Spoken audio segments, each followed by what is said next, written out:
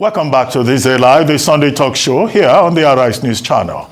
With me, I have today Professor David Awurawo, Professor of International Relations and Strategic Studies at the University of Lagos, and Dr. Nnameka Obiariri, Investment Banking Executive, and Yemi Adamalekun, Director in Office Enough.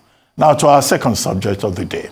The World Bank has approved a total of $2.25 billion loan for Nigeria to help stabilize its economy following reforms and scale-up support for the poor, it said in a statement on Thursday.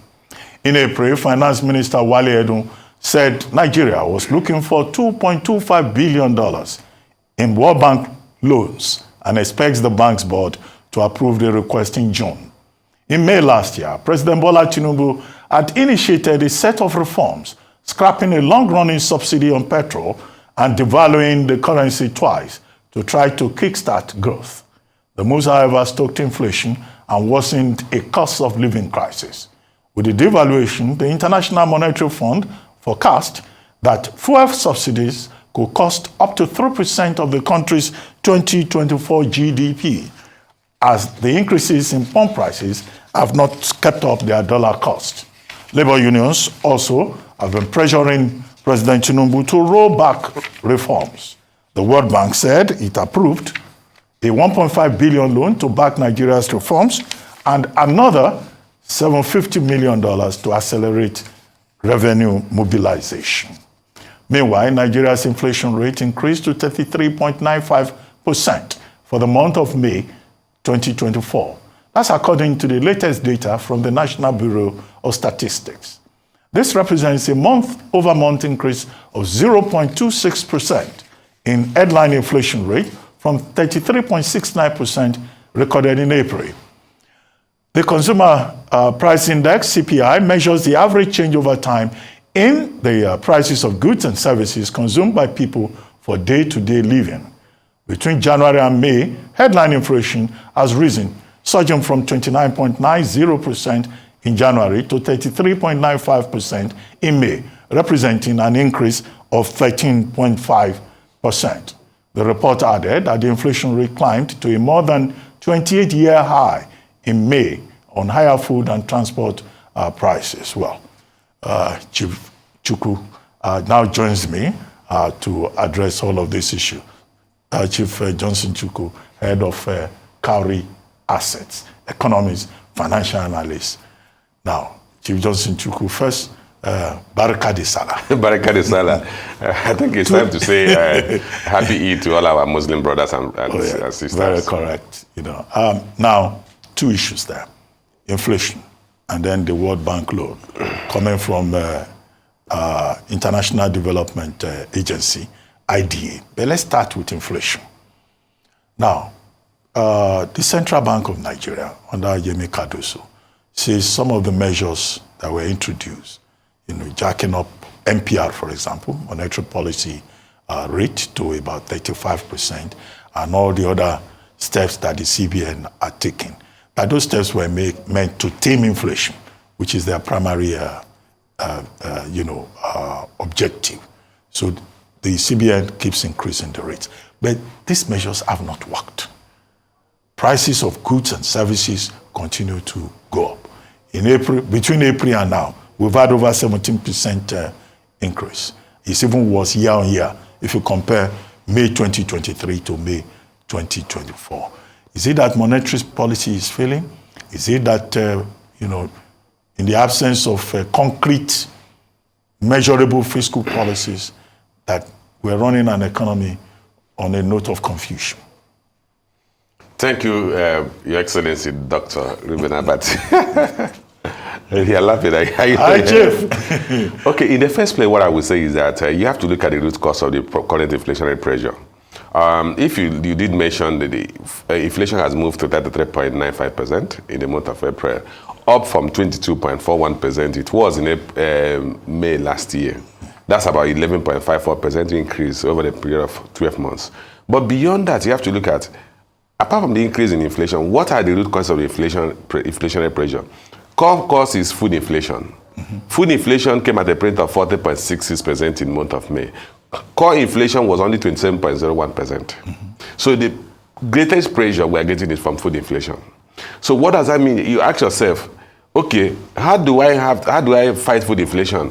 Because the inflationary pressure is not coming from excess liquidity injection by way of credit expansion. Credit expansion is when banks are lending excessively, then you can tighten monetary policies to slow down credit expansion and therefore cut down on demand. But remember that Nigeria does not even have consumer credit. And that approach is most appropriate where you have a huge consumer credit lending in that economy. So when you increase interest rates, people can no longer borrow to consume, and therefore they slow down their consumption. That assumes that the productive capacity is strong, so that when there's a reduction in consumption, there's also a reduction in demand, and the producers will bring down their prices.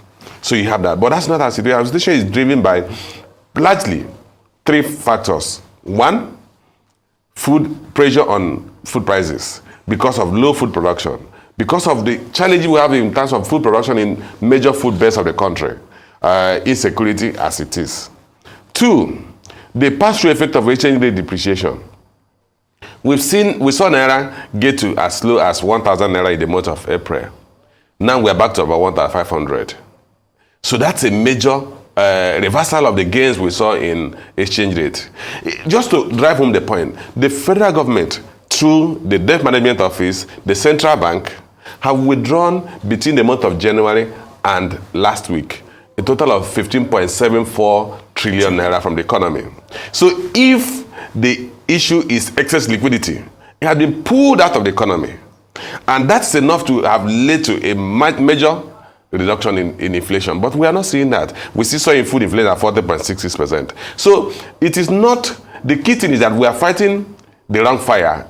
We are fighting fire with the wrong tools. If you talk to people that are into fire service, they will tell you when there's fire, you have to determine what the source of the fire. If you use certain things to fight different type of fire, you may end up inflaming the fire because you increase the combustive nature of the cause of that fire.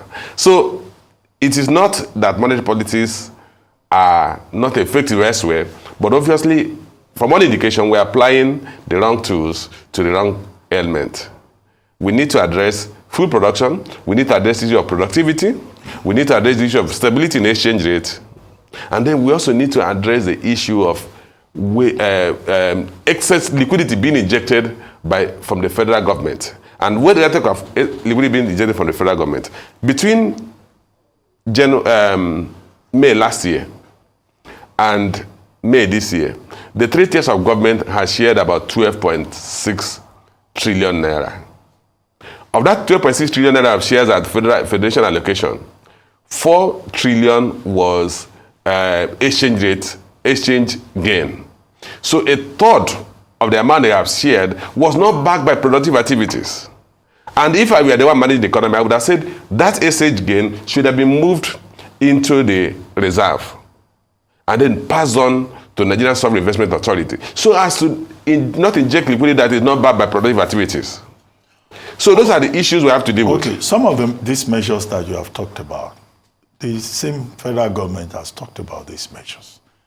They say they are mopping up liquidity. They say they have, aligned the exchange regime. They have taken out fuel subsidy.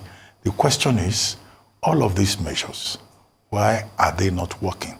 Even with petrol prices, pump price of petrol going up, they say they are introducing compressed natural gas vehicles and all of that. But the ordinary man has not seen any effect.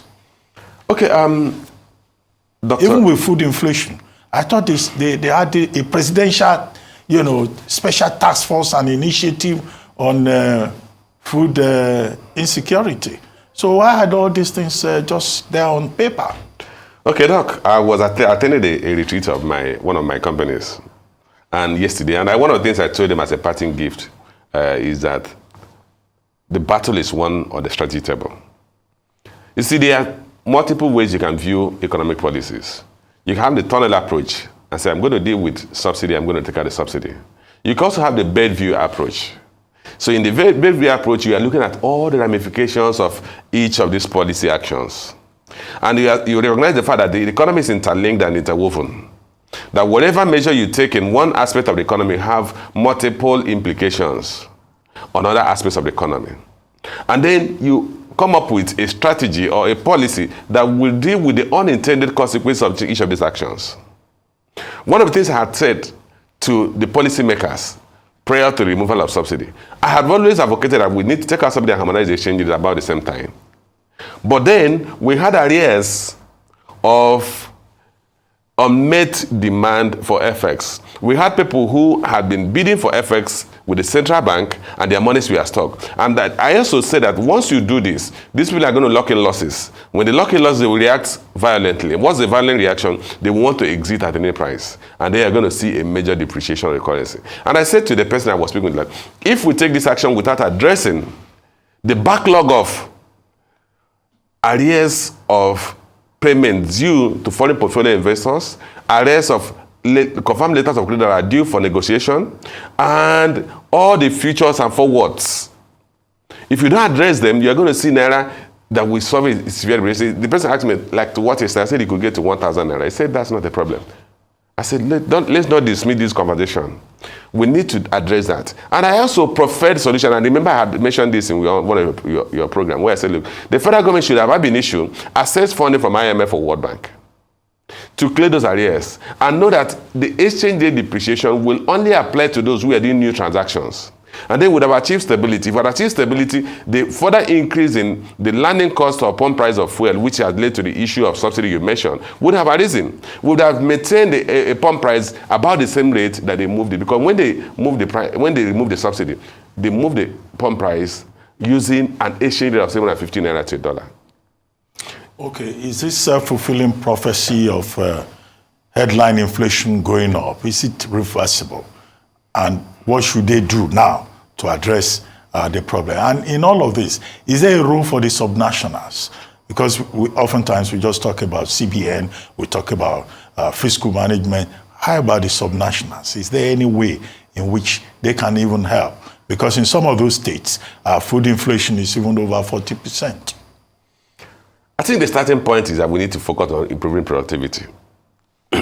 That is the most enduring approach to fighting inflation, particularly in an economy that has not matured, that has headroom for improving productivity. If our economy has matured, as you can't easily improve productivity, then you focus on money supply. And remember that inflation, in simple definition, is that when too much money is pursuing too few goods.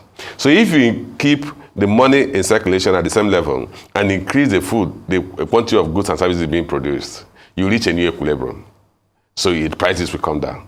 Because if you produce more food than the money that is pursuing it, you will see the people who are producing the food begging those who are buying the food to buy from them. So we need to deal with the core cause of the inflation, which is issue of productivity. That productivity will also go to the issue of crude oil production.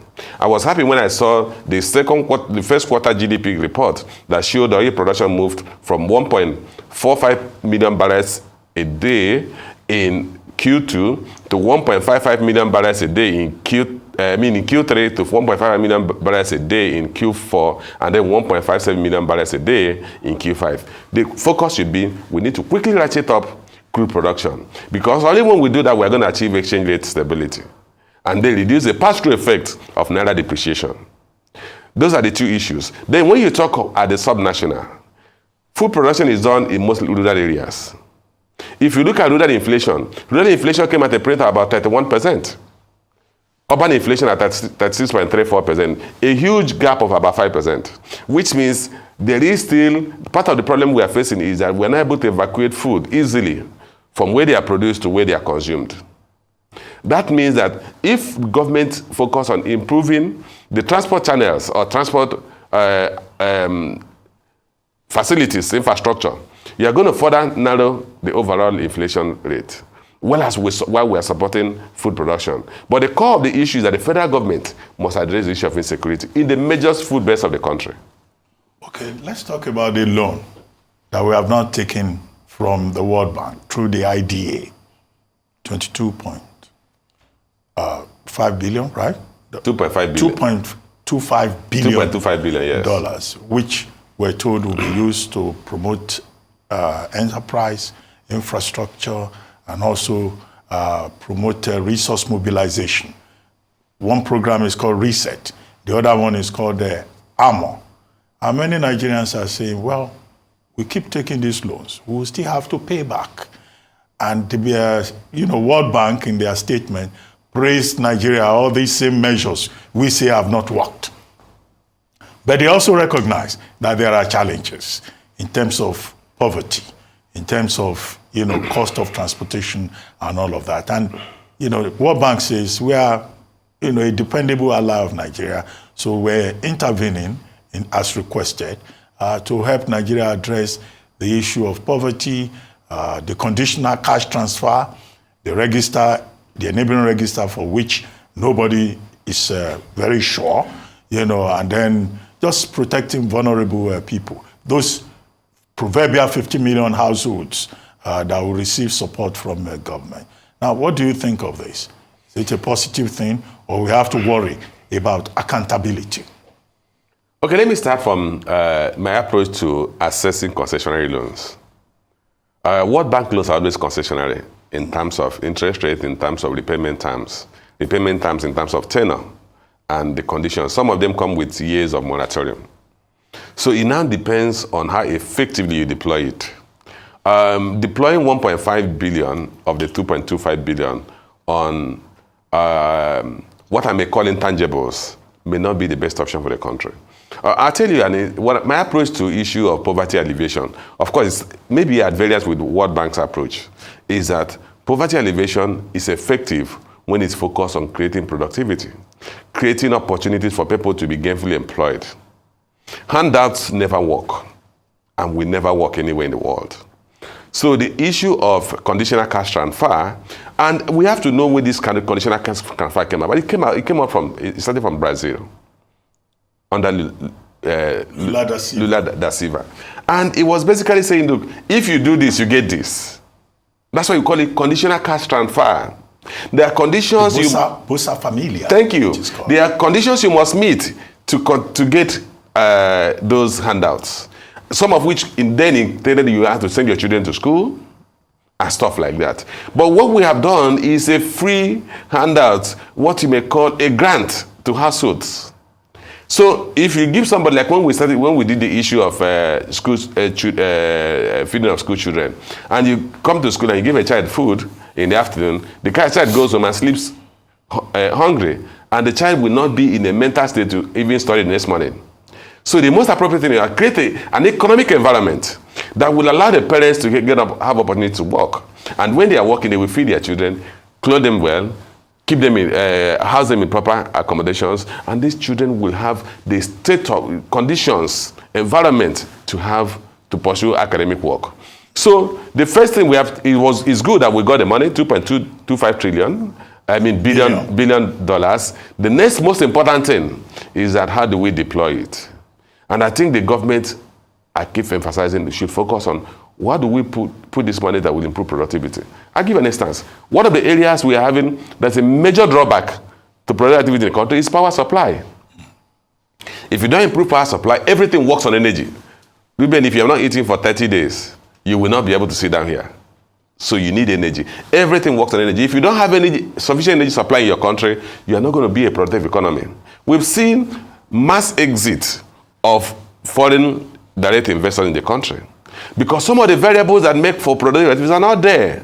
So we can't continue to mount it. Guinness, Diageo. Yes, and some people some people were gloating after all. Tolerant bought Guinness. I shook my head. I said, look, sometimes when we talk, we just make ourselves look unserious. Tolerant is not a brewer. The original equipment manufacturer had left your economy and celebrating that a trader has bought it. They are completely different things. A few years ago, Guinness was expanding. I remember Guinness bought the big breweries in Aba. Yes. So what changed that Guinness is now existing in the country? Guinness, in my earlier career as a broker, was one of the most valued stock in the Nigerian Stock Exchange. Then, between 2023 and 2024, they lost trillions of naira. Anyway, finally, before I let you go, Chief, I want your comment on this back and forth over national minimum wage. The president says, well, the federal government of Nigeria will only pay what it can afford to pay. So that's where we are now. President Tinubu is the person everybody is looking up to see what he will come up with in terms of what Nigeria can afford. You know, I saw one argument by the labor union that the recommendation was about 27,000 naira and President Buhari increased 30,000 naira. And they were expecting that President Tinubu will likewise increase the offer from 62,000 to above that. You know, Dr. Abati, it's a very intricate and delicate issue because we need to balance all aspects of it. One is that anybody who wakes up in the morning that puts in a diligent level of work should earn a living wage. Remember, I put a lot of conditions in my statement. Diligent level of work should earn reasonable or living wage. So the government must come up with an amount that is sufficient to take a diligent working person through the month, living decent life.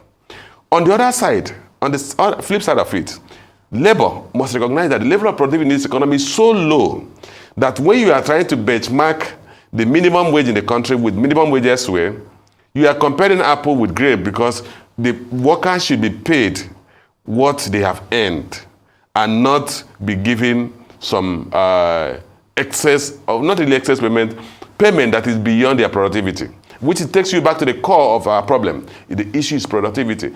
Dr. Apati, if this economy is productive, workers should earn far more than the amount being bandied around, being discussed. But you talk of, if you go to public service, you realize a lot of people who are civil servants, do not even work. They go to work maybe once or twice a week. They expect to be paid. You go to the payroll of the government, you have a lot of non-existing ghost workers. And they get paid. Somebody sort out those funds. So we need to address two issues. What is the level of productivity of an average Nigerian worker? What is a commensurate remuneration for that level of productivity? Once we achieve that, which is why I was surprised when the president asked the minister that they should come up with data, and I was wondering what were they negotiating with? We should have come up with, this is your level of productivity. This is what's affordable by the government. And if we go beyond this amount, we have to retrench. If you right size, it's just that the civil service has a lot of constraint to right size. If you right size the civil service and only keep people who are productive, the government can even pay more than 100,000 naira. Well, thank you very much, Chief Johnson Chukwu, Chief Executive Officer, Cowrie Asset. Thank you very much indeed.